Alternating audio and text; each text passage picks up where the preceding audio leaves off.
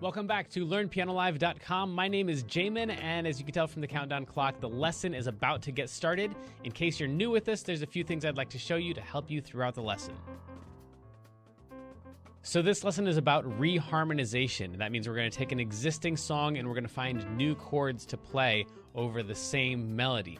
Now, that means that you're probably going to need to already know about chords and keys and probably intervals, and probably have already several songs that you can play well enough that they actually sound like the song. But even if you can't do that, you might pick up some interesting theory bits along the way. So feel free to join us. The goal, though, is not this song. It's not about the song that we're working on. It's really about taking the concepts you like, the reharmonizations, the substitutions that you like from this lesson, and then applying them to other songs that you already know how to play.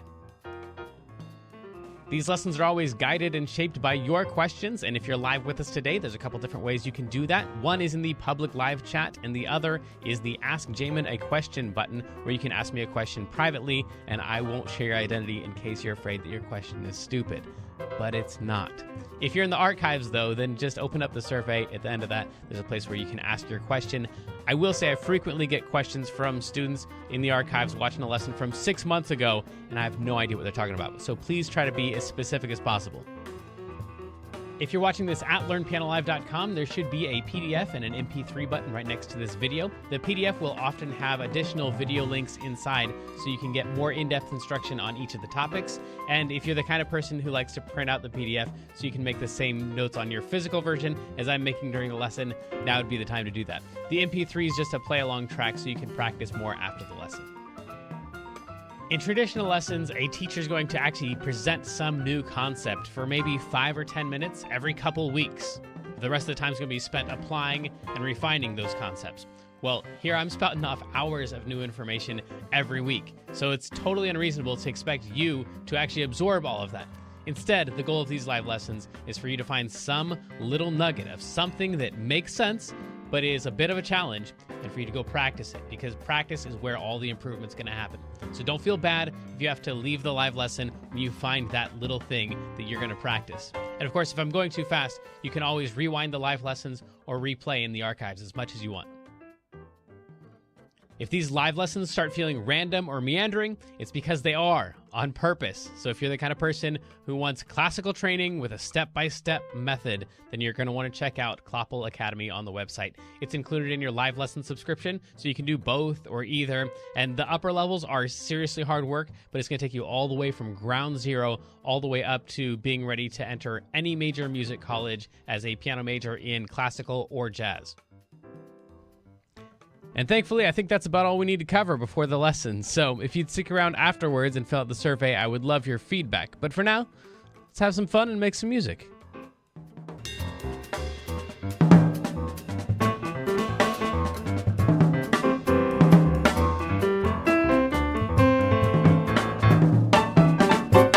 Yo, yo, yo. Welcome back to LearnPianoLive.com. My name is Jamin.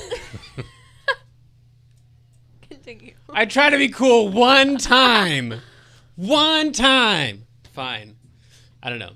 Hi, folks. Ladies and gentlemen, I'm Jamin. And this is my mockery partner, the incomparable Kendra. Guess what? You know, there's like a middle ground between ladies and gentlemen and yo, yo, yo. Right? I think that's what I say in real life. I don't ladies and gentlemen. Or yo, yo, yo. Every time I walk in the room. Ladies and gentlemen, I'm Jamin.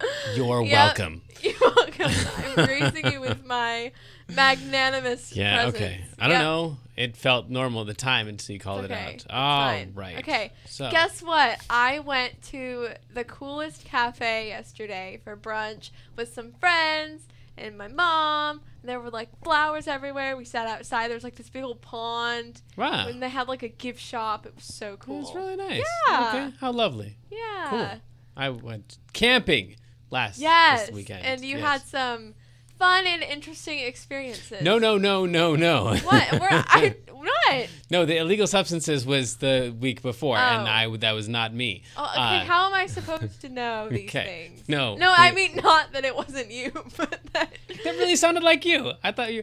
Yeah. No, we went camping for the first time in like 10 years because I've had an infant in my life for like the last decade. That's true.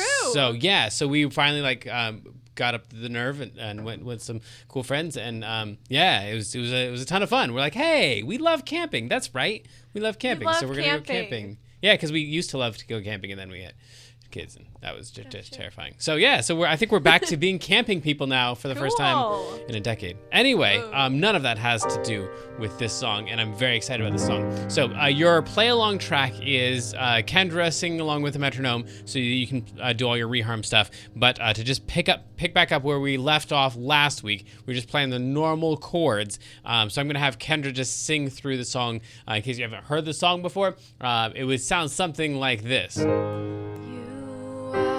So beautiful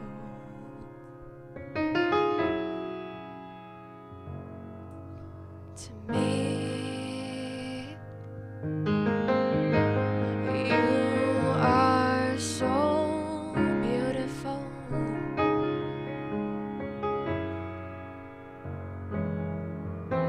to me. Can't you see? Everything I hoped for, you're everything I need. You are so beautiful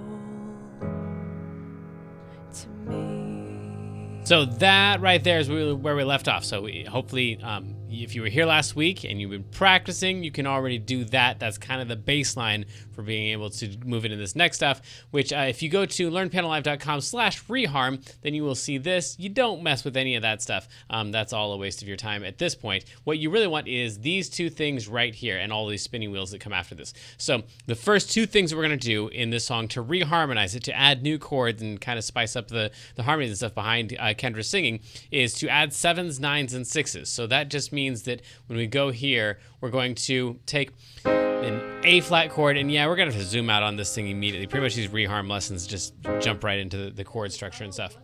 No, it's all right. I'll give you some time there. So we have the 1, the 3, and the 5 of the chord. The 7 is gonna be the what? I'm sorry. Why is it so weird on here? You went far tablet. Oh, there you go. Got it. Cool.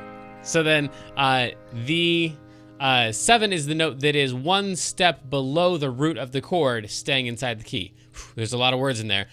So last week we talked about the key of A flat and how you're going to use notes from the key of A flat. And so we're going to play the chord, but then include the note that is one notch down in the key from whatever the name of the chord is. So on an A flat chord, that would be the 7 of the chord right there. On a D flat chord, it's going to be that one right there. However, on an F minor chord, the next note down would not be this one right here because that's not actually in the key of A flat. So you do kind of have to know the key of A flat, which we talked about last week a lot. So then the next note down would be this one. So adding in the 7 just means go one notch that direction, staying inside the key, and play that note. Now the 9 is going to be one notch that direction. So if you play this, we've got the 1, the 3, the 5. This would be the 7. You could also play it up here. It doesn't matter where you play those because those are just called inversions. So we'd play the 7 right there, and then the 9 would be one notch to the right of the root of the chord. So in this case, it'd be a B flat. So this would be an A flat, the 9 version that doesn't break any of the rules of the key. We call that a major 9. So I'm just going to go through here and write in some notes for myself. That's going to be an A flat major 9. It's going to be a D flat major. This is going to be a D flat minor 7. A flat major 9. Major, major, minor 7. Major, major. I'm going to say 7. Sure, yeah. And then we're going to go minor 7, and then B flat 7, and then A flat major 7, D flat major 7, D flat minor 7, A flat major 7. So I haven't really changed any of these chords. All I've done is add extensions to them or add in other notes in the chord. I really haven't reharmonized it all. But instead of playing an A flat chord, I'm going to play an A flat major 7 chord. So along with Kedra, it would sound something like this, just adding in 7s and 9s. You are so beautiful.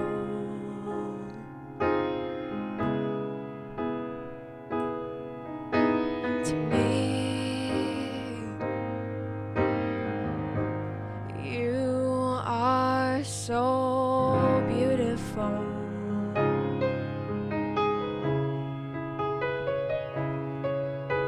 To me, can't you see?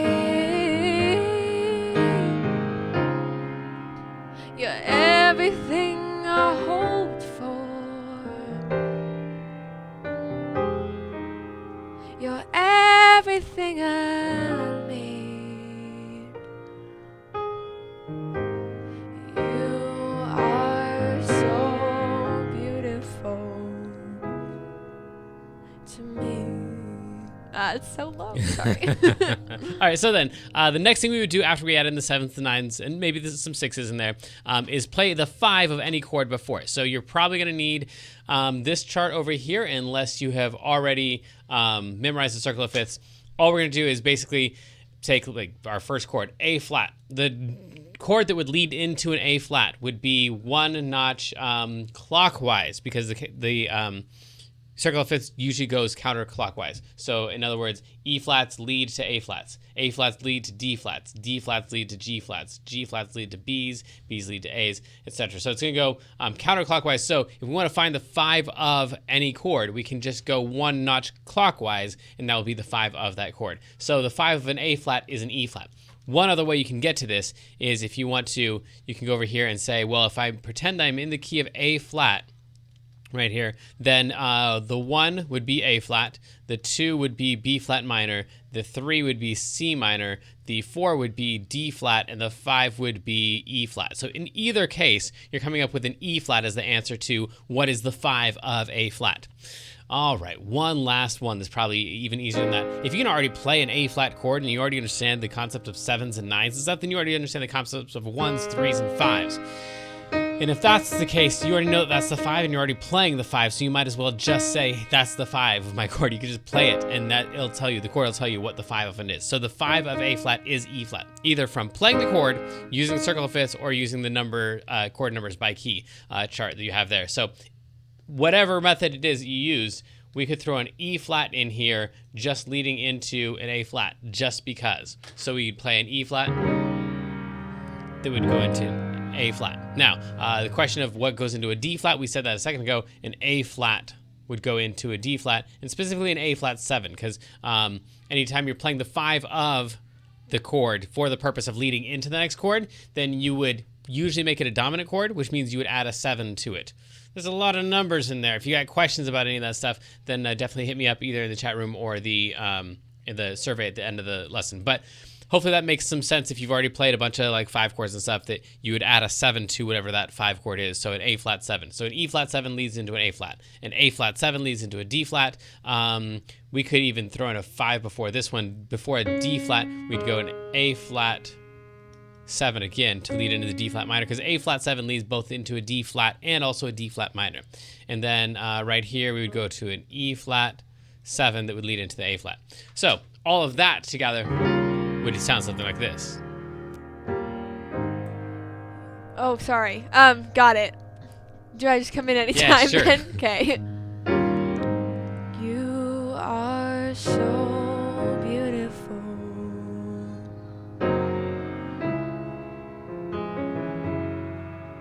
to me. That was terrible. Not on your part, on mine. Let's try to do that again.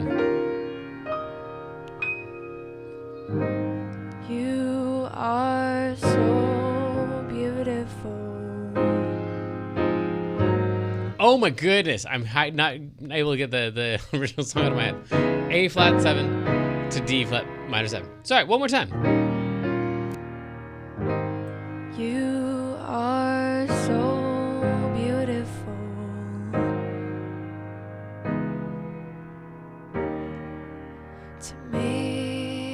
Yeah, okay. Now, if you're like me, you're hearing that and you're going, that doesn't sound anything like the original song.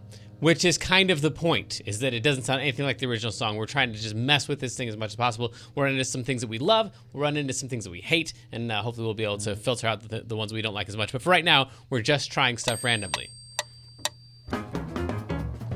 Hey Jamin, it's time for our feature of the day, which today is the video of the day. Fair enough, fair enough. So if we go to YouTube, I can't play this because YouTube is a butt. But right here, if you look up Stanley Jordan's Stairway to Heaven, if you either know of Stanley Jordan or of Stairway to Heaven, then you will love this. Yes, that is his actual outfit. I'm sure this was something from the 70s, but this is absolutely incredible. This is a 7-minute video of him improvising Stairway to Heaven and playing multiple guitars at once. The guy is absolutely insane. After this, you can look up other videos too of Stanley Jordan where he is soloing on the guitar while he comps on the piano. So he's got a guitar laying across his lap that he's playing. So you'll comp on the piano and like play a one-handed solo on the guitar and then switch back and forth. And then he'll comp on the guitar, play the accompaniment on the guitar while he solos on the piano. The man is insane. This is one of my favorites of his. So Stairway to Heaven by Stanley Jordan. Definitely go check it out. Get your mind blown. It's something quite amazing. Hey, okay. Jamin. Yes. Quick question from the chat. What do the triangles mean? Oh, yeah. Music? Cool. Good question. So that means major 7. So that is that thing that I was talking about where, like, if you go one notch to the left to find the 7 of your chord, so you've got an A flat and an A flat chord, and the note that is one notch to the left is only a half step away. There's no note in between those two. That's called a major 7. You got a major chord, and this 7 is a half step below the root. Okay, cool. So that's a major 7, as opposed to like an E flat 7. So when I play an E flat 7, that's my chord. It's a major chord, but when I throw on the 7, that's the 7 that I'm throwing in. It's a whole step below the root. There is a note in between the two. So if it's a major chord and there's a whole step below, or a whole step between the root and the 7, that's just a regular 7. We call that a dominant 7, or just say 7. That implies dominant 7, which means whole step below the root. And then the triangle means major 7. Sometimes it's written out MAJ 7. Those are the exact same thing, major 7 and triangle, which just means that you got a major chord and the 7 that you're listening to is a half step below the root.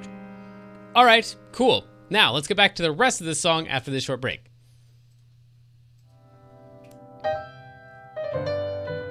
So sadly, the lesson preview has come to an end, and it's time to say goodbye to everyone watching the free streams. Of course, paying subscribers at learnpianolive.com can continue watching this lesson and several hundred others like it in the archives. So come on over and check us out, and if you like what you saw, at least like and subscribe, and then tell your friends to head on over to learnpianolive.com to start enjoying this journey with us.